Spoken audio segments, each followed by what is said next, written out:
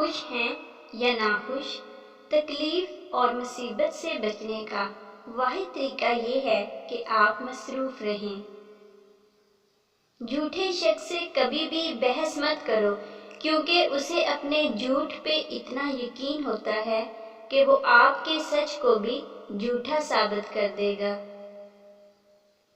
زندگی خوبصورت رشتوں سے ہے، اور رشتے تبھی خوبصورت رہتے ہیں جب ہم معاف کرنا اور درگزر کرنا سیکھ جاتے ہیں۔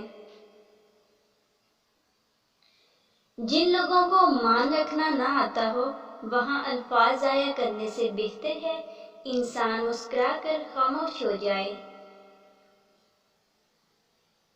زندگی جینا سیکھیں۔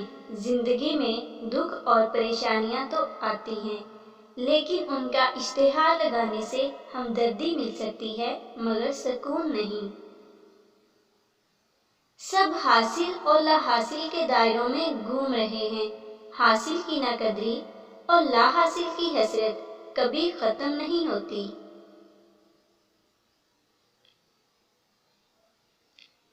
ضروری نہیں کہ زندگی میں وہی کچھ ملے جو ہم چاہتے ہیں۔